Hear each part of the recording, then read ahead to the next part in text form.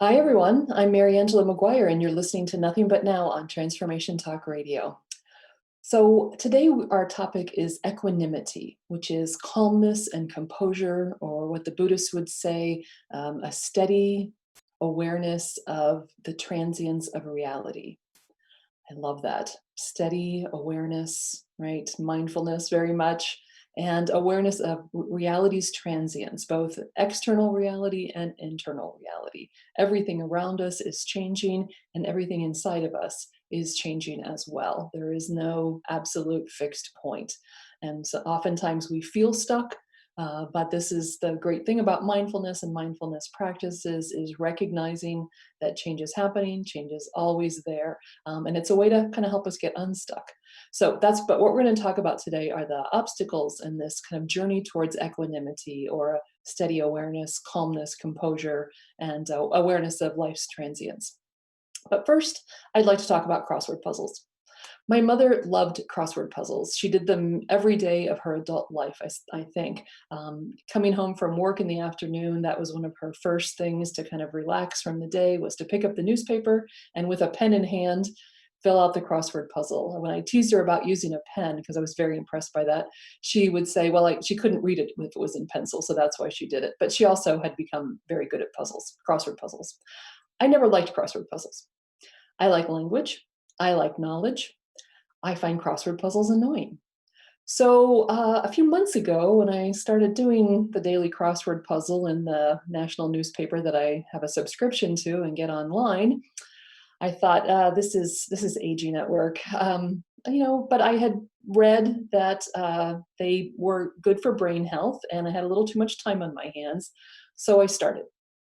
And it was one of those crossword puzzles. Because it's online, I didn't have to make the pen pencil decision, which was great, because I would have needed the pen in order to read it, but I would have needed the pencil because I was going to make a lot of mistakes. But the online version, of course, has a check function to see if you're getting the answers right.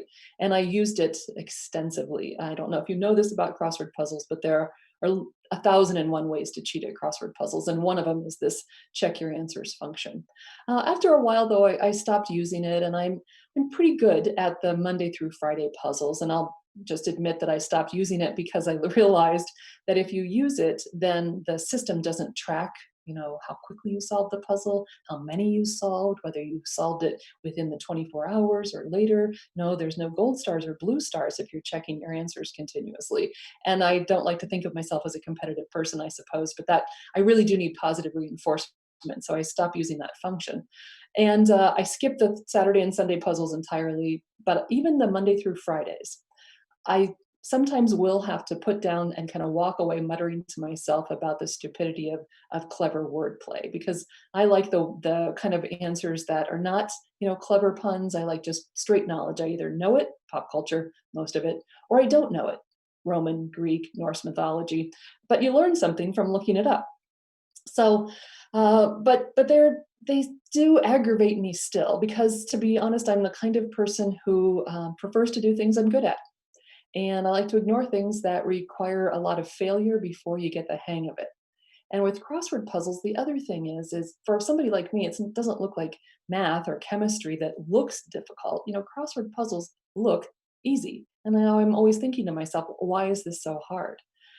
So here's the big transition. Coming to mindfulness for me has been a little bit like taking up crossword puzzles. I was resistant. I finally did it because I thought it might be beneficial, and it has been, but I am routinely surprised at the challenge it represents. Now, unlike crossword puzzles, mindfulness doesn't really engage in a lot of clever wordplay, but I still find myself asking time and again, why is this so difficult? Today, I'm focusing on the concept of equanimity, calmness and composure, or from the Buddhist tradition, the steady conscious realization of reality's transience. And when I picture somebody who embodies equanimity, I imagine a person standing still, aware of their surroundings, breathing evenly. Well, that doesn't sound so hard, does it? But if I reflect on my own experience and the stories my friends and family and clients tell me, I know the enormous amount of energy that's sometimes required to stand still, to stay aware of our surroundings, and to breathe evenly. So, equanimity. I think one thing that would help, of course, to achieve equanimity is a breathing practice. And so that's what we're going to do before we go further into our topic. First, we breathe because it helps us to calm down, it helps us to focus our mind, and it enhances clarity. So if you haven't done this with me before, remember to pause after the inhale and then allow the exhalation to be slightly longer than the inhale. And we're going to specifically use Laurie Cameron's 3 deep breaths. So that first breath, we just pay attention to the sensation of the breath entering and exiting our body. For the second breath, we just pay attention to any place in our body where we feel tension and we relax. And then that third breath, we set our intentions. What do we need right now in this moment? Is it to be open to what's coming next? Is it to be kind to ourselves? Whatever we need right now, let's ask for that in that third breath. So here we go. Breath number 1, just pay attention to your breathing.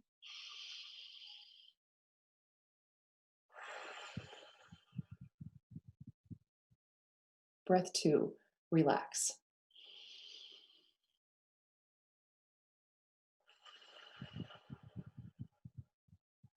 And breath 3, set your intention.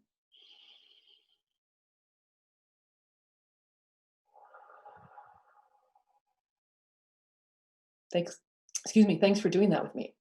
So equanimity, steady conscious realization of reality's transience, composure, calmness. It's one of the 4 foundational concepts of Buddhist philosophy, and although it is a simple idea, it can be difficult to come by. In general, mindfulness is a simple idea, right? Being present to the moment without judgment. But as I've explored in these podcasts, we find a lot of obstacles to it in our daily lives. In fact, I was talking to a client about this yesterday. He said to me at one point, it's really always about going back to the fundamentals of mindfulness, staying present to the moment without judgment. And he finally said, I don't understand why mindfulness isn't like something like LASIK surgery, that surgery you get to correct your corneas. He said, your vision improves almost immediately. And Kevin and I laugh about this a lot because we're both kind of from that intellectual place about our lives. We'll read the book. I'm happy to read the book. I understand the concepts. Why can't I just do it? Why can't it always be there ready for me at any moment, like my improved corneas if I had LASIK surgery? Why does that take so much remembering time and time again? And why do I often then feel like a failure? Because I can't remember, because it doesn't come easily, because it isn't the first thought, the first feeling that I deal with, especially when a difficult situation comes up. And I think a lot of us feel this way at times in this mindfulness journey, this idea that we have to learn the same thing over and over again.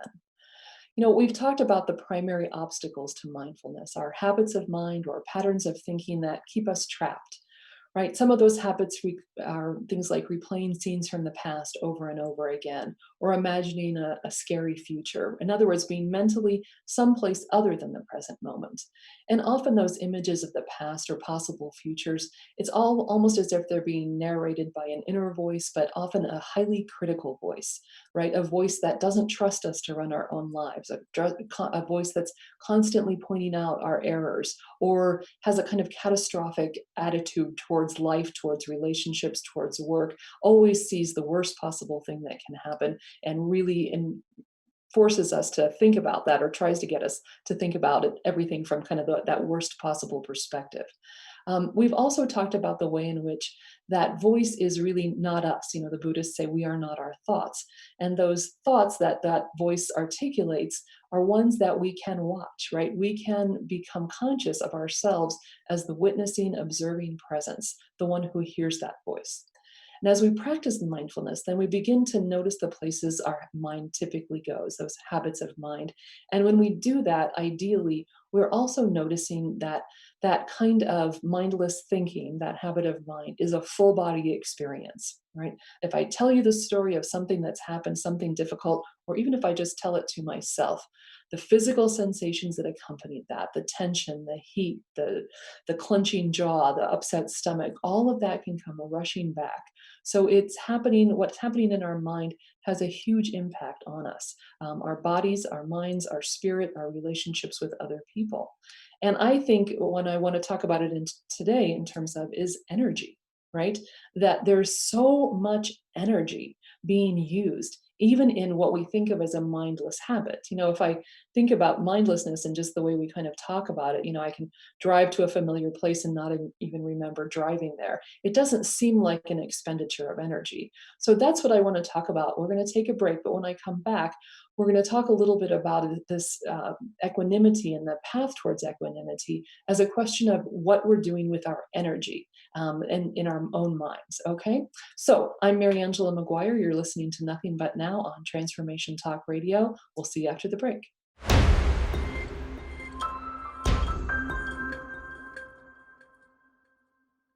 Hi, everyone. Welcome back. I'm Mariangela Maguire, and you're listening to Nothing But Now on Transformation Talk Radio. And today our topic is equanimity, calmness, composure, or from the Buddhist perspective, the steady, conscious realization of reality's transience. So we were talking before the break about energy and how it is that we are constantly using energy, but sometimes we're not particularly aware of it. And I had an experience this morning that really brought this home to me about energy and using our energy and what that can feel like and the intensity that we sometimes experience.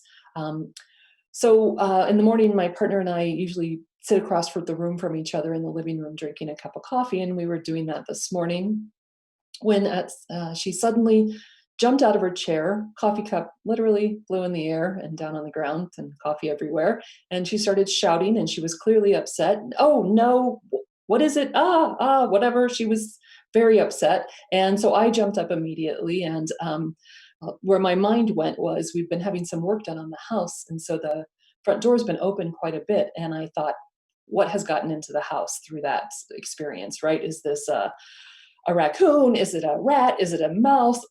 So I jumped up. Also, she's shouting. I'm saying, what's going on? I go over to where she is. And on the ground, I see, okay, it was a spider. But two things. One, she's very afraid of spiders. And two, this was the largest, scariest looking spider I have ever seen. And it had been on her person. So no criticism of her for being upset. So we both, figure out what's going on and we find it. And I'm not happy to say, but the spider did not survive the incident. But we got rid of the spider. We got the coffee cleaned up off the floor, off the chair, off the rug. It was really everywhere. It took a lot. And afterwards, we were standing in the kitchen, and that was all about 2 minutes, right? Of just huge energy expended. And we were standing in the kitchen, and she was making herself another cup of coffee. And I am aware of how shaken I feel inside, how that sense of the adrenaline pumping through me is still there. And I started thinking about not just all of the kind of push out to respond to her concern, but then what it took to come back from that, right? To return to a calm state of mind. And I wish I had thought to do 3 deep breaths. I didn't. I just kind of stood there, but I was really curious. And this is, one of the things I really encourage you to do in any situation is be curious about what's happening to you in your own mind and your own body. And so I was very interested in all of this effort to regain some calmness in my body. And I think about that a lot when I think about equanimity, right? Calmness, composure, steady conscious realization of reality's transience. So I want to talk about then what are some obstacles to equanimity for you? And I'd like you to be thinking about that as I keep chatting, right? Of what gets in your way, what throws you off course during a day.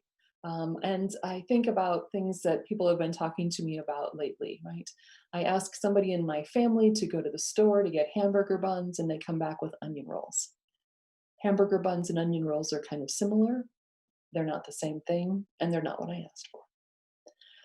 I realize that somebody in my household has gone into the cabinet and taken one of the matching dinner plates and put it under a plant out on the front porch.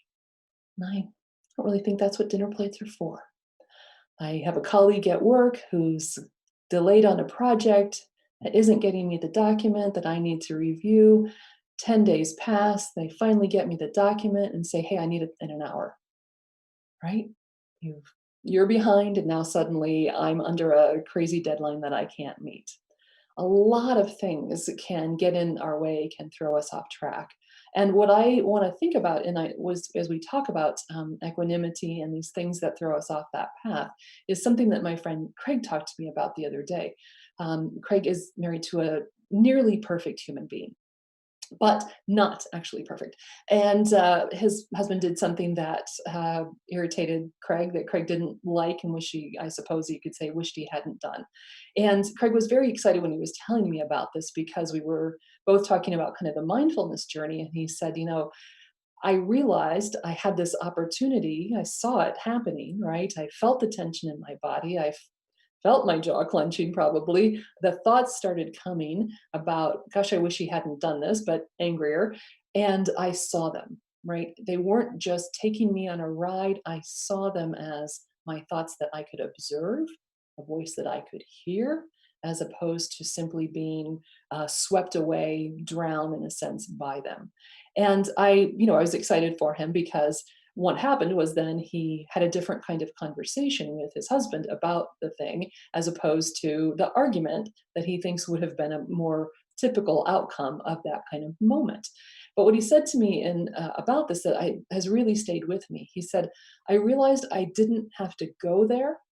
And because I didn't go there, I didn't have to come back. So I want to slow down a second and talk about, what does it mean for you when you're thrown off your path of equanimity, when you're in a steady, calm place and something happens that challenges that. What does it mean to you to have to go there?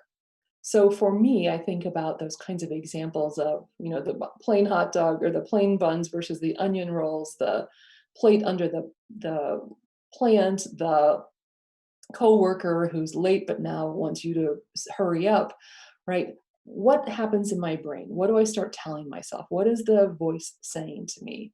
Let's stay with the buns, right? I ask you to do something for me and you're not listening, right? I asked you for something simple. This is just another example of, you never listen to me. You don't take me seriously. You don't respect me. You don't understand what my needs are. Think about all of the layers we can start putting on top of, I wanted hamburger buns, you wanted onion rolls, or you bought onion rolls. Don't know if you wanted them, but that's what you bought. And when people tell us these stories about their relationships of this kind of thing happening, we often think that's silly. What a silly thing to get upset about. But in our own lives, we know it. Craig even said to me a couple of days later, it was such a silly thing to be upset about. And he kind of was laughing at himself.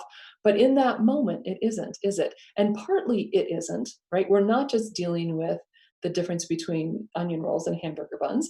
We're dealing with what that means, what that voice in my head, that dictator voice tells me that means. It means you don't respect me. It means you don't love me. It means you aren't listening to me. It means you don't understand me. It means that my needs aren't important to you. All of this layer and layer and layer, and it kind of gets you out there, and you go from, I asked for hamburger buns, you brought me onion rolls, and that is the evidence that our relationship is doomed.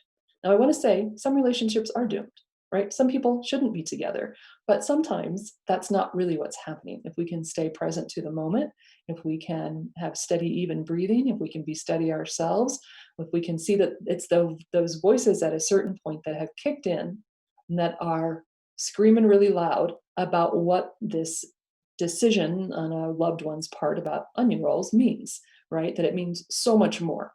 And we can't actually solve the problem of the onion rolls, right? There may be very good reasons why the person bought them and good reasons why you don't want them, but that actually goes out the window, the opportunity to address reality, right? What I have is onion rolls, not hamburger buns. That goes away as that voice takes over. And sometimes that, of course, leads to arguments, meltdowns, blowouts, all those things, because Not because necessarily about the thing that happened, but because about what that voice in our head tells us it means in terms of the other person in our relationship. And sometimes we can't even address it. I think of work relationships. We often are in situations where we don't feel as if we can say to the other person, hey, your failure to get this done on time does not create an emergency for me. Instead, but that doesn't quiet the voice, right? Just because we don't think we have the opportunity to actually address it and react rather than respond to the other person, that voice can get real busy. This person's a jerk, they don't understand, they're always this way, right? Comment, comment, comment, comment, comment, and in a kind of catastrophic way, and in a totalizing way. This person always, this person never. That kind of big language that says that this is really not something that can be salvaged or fixed or addressed. Right? We can't deal with reality. We have to deal with this messed up person in the relationship. So that's the going there. But what Craig's comment meant to me that I had never thought about before was the energy it takes to come back, right? Because these things are not like LASIK surgery, right? It's not as if you solve the problem or you have the fight and then maybe you resolve it and then everything's fine. I know from my own experience that I think about the last time my partner and I had a real argument. It started on a Saturday morning, and although I think the reality was finally dealt with probably by Saturday afternoon, the coming back, right? The dismantling all of the angry thoughts I had had in those first couple of hours of kind of laying them to rest, of repairing the damage internally. Some of it I was able to talk to her about and process, but some of it was really my own work to do for myself. And I don't think I would say I felt restored to that original place or a better place, maybe until Sunday night, right? It was an enormous amount of energy to go there, and it was an enormous amount of energy to come back from there. And that's when we think about the obstacles to mindfulness, the obstacles to equanimity, we often talk about not having time, right? I don't have the time in the moment to make a different kind of decision, to interpret things in a different way. I'm just there being, doing, I just have to do this. But what I want to point out is energy is going to get used either way, right? Energy is going to get used either way. It's going to be required. Now, that habit of mind, of being reactive, of being angry, of allowing things to kind of explode and expand, it's so familiar that we may not even understand or recognize it as an expenditure of energy. Whereas standing still, being steady in our breathing, being aware of what's immediately in front of us and dealing with that too is an enormous expenditure of energy. But as I say, it's going to be a lot of work either way. So that's we're going to take a break, and when we come back, we're going to talk a little bit more about, so how do I learn to stand still, breathe evenly, and pay attention to what's happening in the moment, as opposed to taking myself on that long ride. So this is Nothing But Now on Transformation Talk Radio. I'm Mariangela Maguire, and I'll see you after the break.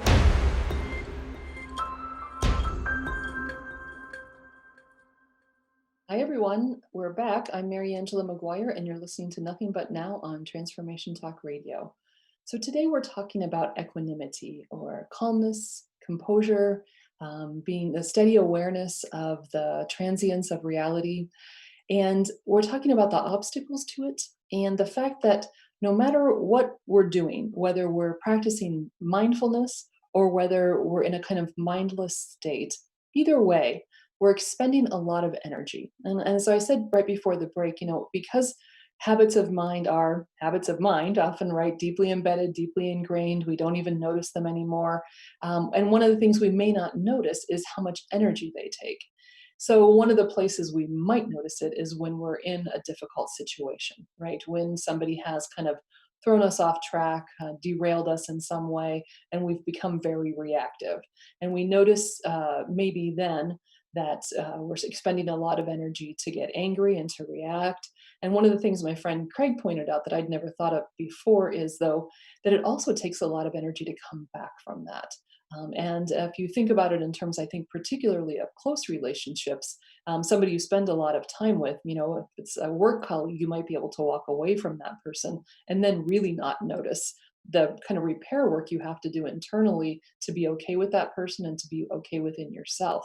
But with close relationships, I think we might be able to see a little bit more clearly the work that we have to do to restore ourselves to a calm state in order to maintain the relationship.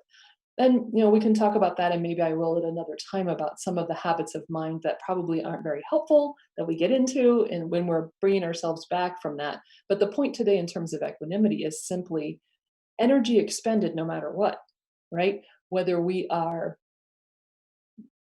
blown away and taken away by the anger and fear, etc., or whether we are in a mindful state and a steady state, a state of composure, and dealing with the problem at hand, as opposed to the difficult, fearful, angry thoughts that may be coming instead. So, um, one of the concepts that I have found helpful in this, in terms of why do we do that and how do we get out of it and what's happening when we're doing it. Michael Singer, in his book, The Untethered Soul, talks about the process of putting on our suit of armor. And he talks about it in terms of our desire to avoid feeling vulnerable. So I want you to be thinking about, as I've been asking you to think about your own places in your life where you get thrown off track, where your composure is blown apart and you become reactive, angry, fearful, etc. Whether you express it or not, because even if it's just happening in your own mind, it's still having an impact on your whole person. So what are those places? And then what is it when you're avoiding vulnerability and you're putting on your suit of armor? What are those characteristics or features for you? One of the things I notice in my own life, and this kind of goes back to my crossword puzzles, right? And my observation that I don't like to do things I'm not good at. And especially if that thing requires a lot of failure before you get the hang of it. So I would say one of the ways I put on my armor is I quit. I walk away, right? Because in that moment, that sense of vulnerability for me is probably I feel stupid, and I really don't like to feel stupid, right? That's that spot that's pretty tender for me, and I don't like it. And if I think I'm at risk of that, I, there's a real good chance I'm going to quit. And so what are some of those things for you? What do you think is happening for you that you feel vulnerable? What are your vulnerabilities? And then what is the armor you use to keep yourself from feeling vulnerable, right? Um, Maybe you're a person who feels like you're easily taken advantage of, right? And so your armor is indifference. I'm just going to put on a suit of armor that says, I don't care, because it's hard for me to establish boundaries, and I know that, and I feel bad about myself when that happens, and so I'm just going to be indifferent to what's happening around me, because if I'm not, I'm too vulnerable to other people and maybe to feeling taken advantage of. Maybe you notice that you don't feel comfortable being alone with your thoughts, right? And so you schedule every minute of your day to make sure and even when you're alone, running around, doing stuff, you're listening to the radio, or you're listening to a podcast, or you're listening to music, you're doing something to make sure that you're not alone with your thoughts. Because maybe when you're alone with your thoughts, you feel vulnerable, right? Vulnerable probably to your feelings, right? If I'm alone with my thoughts, I might notice what comes up, right? A sense of fear or danger or hurt or shame, right? All of those things. And when we're alone with our thoughts in that kind of mindful, present to the moment way, sometimes they get the better of us. One of the things about practicing mindfulness is really about being able to accept what comes up through meditation or through a kind of quiet mindful practices. Sometimes things will come up that are upsetting and troubling to us, and this is where that whole idea about equanimity really comes in handy, doesn't it? Because it's that steady conscious awareness of reality's transience. So if I can remember that in the moment when those difficult feelings are coming up, I can remind myself, and they will pass, right? But instead, we have a habit and a practice and a culture that does not value vulnerability to ourselves or to others. And that teaches us a lot of different ways to put on a suit of armor to keep ourselves from being vulnerable. Because if I go back to that mental image of somebody standing still, breathing evenly, attending to the present moment, I do see a person who is vulnerable, right? I see a person who is open. I see a person whose defenses are down and maybe even is trying to let go of their defenses, right?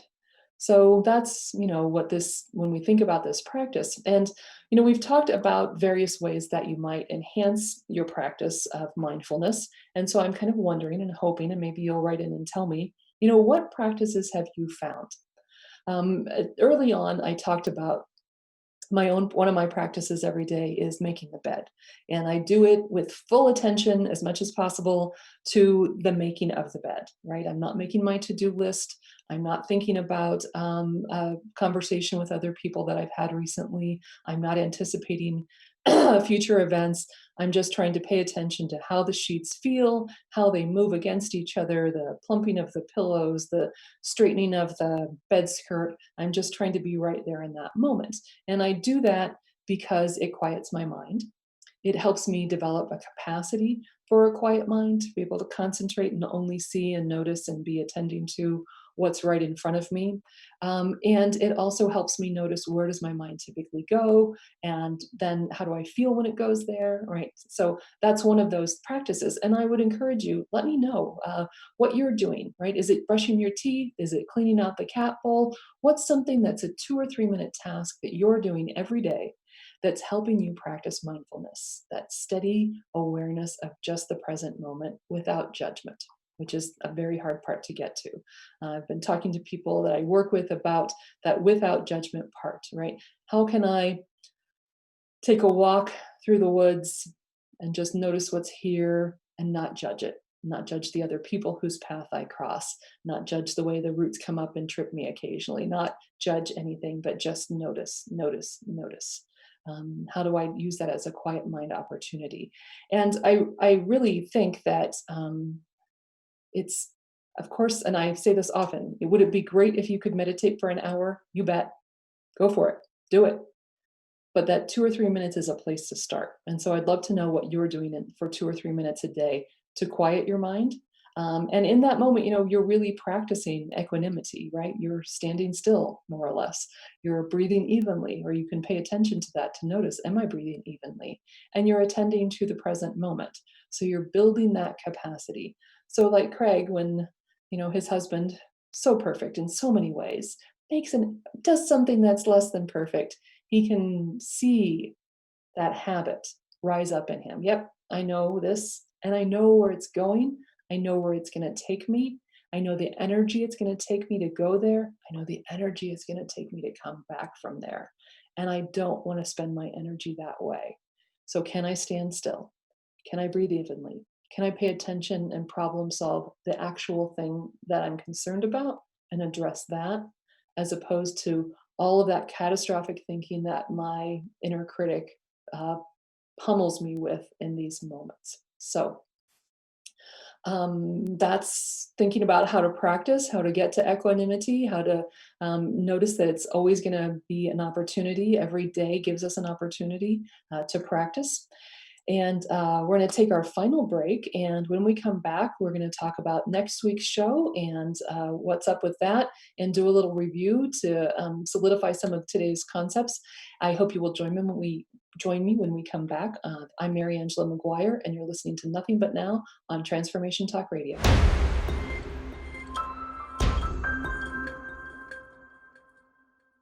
Hi, everyone. I'm Mariangela Maguire, and welcome back to Nothing But Now on Transformation Talk Radio. Today, we're talking about a particular concept within mindfulness which is equanimity, or in everyday life and regular speech, we might talk about it as calmness and composure.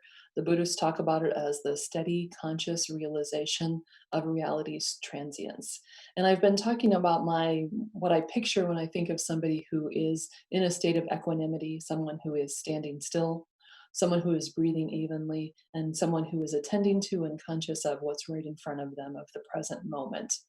We've been talking about the obstacles to equanimity, the things that can throw us off track. And sometimes they are those kind of crazy, scary looking spider in the room that we have to get rid of. And we realize that when we do that, we've expended an enormous amount of energy and that it takes a while to calm down from that, even though the sense of danger and the reality of the scary spider that I think did actually bite her would do damage. That's gone, but all of that adrenaline is still in our bodies. We're still trying to calm ourselves down for several minutes afterwards.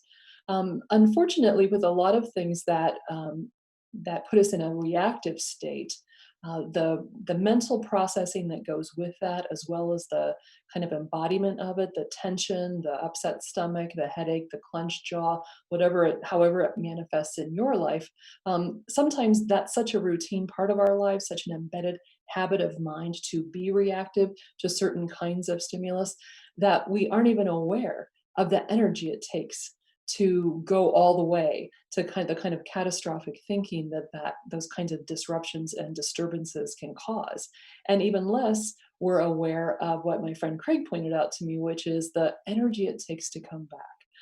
And I think about this in terms of repairing the damage with a loved one, if there's been an external and noticeable raising of the voices or a tension or some kind of argument, but also the internal work that we have to do to make it right within ourselves. And some of that work isn't probably very healthy, right? It's making excuses for ourselves or for the other person.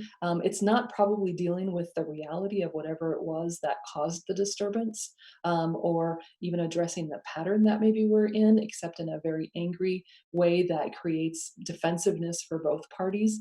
And regardless, even no matter how routine it is, if this is a kind of way you live your life, it is something that takes a lot of energy to manage. So, kind of the question I have is, if it's going to take energy either way, can we, through our mindfulness practices, accept and learn to use our energy differently, to use our energy to stand still, to breathe evenly, and to focus on what's present in the moment? And I think it's hard to do. And one of the things that I talked about early on in today's episode is with these mindfulness practices in general, you can read all the books, and it's still a challenge to put them into practice.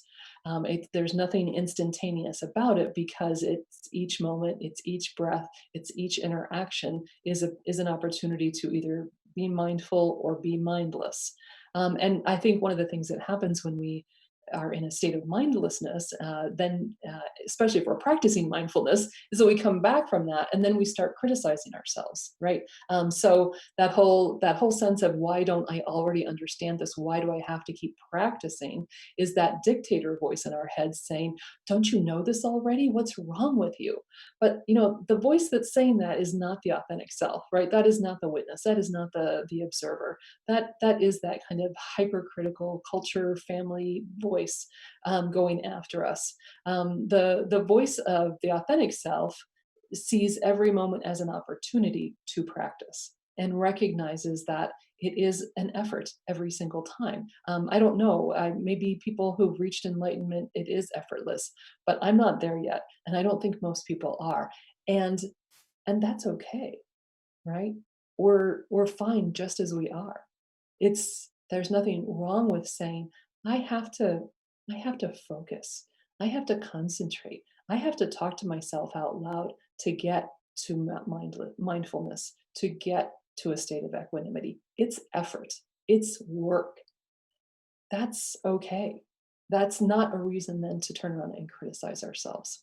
But that's unfortunately how the world works, is it focuses on criticism. So hoping you'll do a little homework this week, that maybe you will reach out to me at the show or on Facebook, or through mariangelamaguire.com. No, mariangelamaguire@gmail.com, or at my website, which is Maguire Life Coach. And let me know, what is the practice, the 2 or 3 minute daily practice that you're using to help yourself build up your capacity for mindfulness, for a quiet mind. Now I want to talk a little bit about what we're going to do next week on the show, or what I'm going to do next week on the show. So, as you know, if you've been listening, the purpose of the show, of course, is to help people on their journey towards greater mindfulness. And one of the particular things I've been talking about is the relationship between our habits of mind and racism. And for white folks specifically, how is it that a belief in racial superiority has become so deeply embedded in our consciousness? And how can we bring that belief to conscious awareness in order to change it? And, if we want to unearth and change a deeply embedded belief, one thing we have to do is notice how we feed our minds. What information do we consume? And one barrier for whites is having very limited and therefore distorted information about and experience with Black Americans. It's just a fact. As part of my own mindfulness journey, I want to use this platform to disrupt those habits of mind and that reinforce white racial superiority. And disrupting these habits means feeding my mind and yours with counter narratives, stories from Black Americans about their ordinary yet extraordinary lives. So, next week's guest is my friend Odette Jackson. Odette was born and raised in Rock Island, Illinois, and she and her husband Bill have been married for 53 years. They'll celebrate their 53rd wedding anniversary this year. They have two sons and six grandchildren. Bill was a career military and he and Odette have lived all over the world. She worked for the U.S. Air Force for 19 years and the U.S. Army for 11 years, and retired with 30 years of distinguished service. And Odette's going to talk to us about her family history and the importance of faith in her life. She's going to talk about the experience of being a military wife and the travel and the various locations they lived in and the impact that that had on her and her family. She's going to talk about her civilian career and about the extensive community volunteering that she does. I really hope you'll join us. She's a fantastic person, and I know you'll enjoy listening to her stories. So, folks, let's take 3 more deep breaths, shall we? Remember, the first breath, just pay attention to your breath. Second, relax any tension you're feeling in your body. And then third, set your intention for the next hour, okay? So, breath number 1.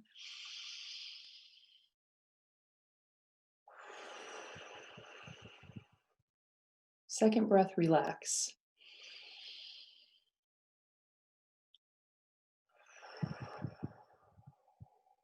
And then third breath, set your intention for the next hour.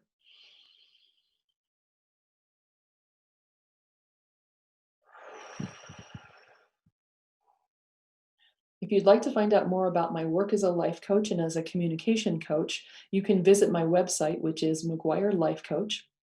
You can email me at mariangelamaguire@gmail.com. And I hope you'll do that with your homework. Let me know, what are the practices that you're putting into effect in your life to take a couple of minutes each day to focus on the present moment, the immediate task at hand, to notice where your mind goes, to allow yourself to be quiet sometimes. What are some places, and if you haven't done it yet, what are some places where you might do it? When I talked to somebody the other day about this, I said he likes to ride his bike, and he noticed that whenever he's on his bike, he's always racing. And he said, "No, who am I racing? What am I racing towards?" But it's just a habit of mind, and it's a struggle to come back from that. So I didn't say to him, "Hey, you really need to just for that whole hour that you're riding the bike, just focus on the present moment." I said 2 or 3 minutes.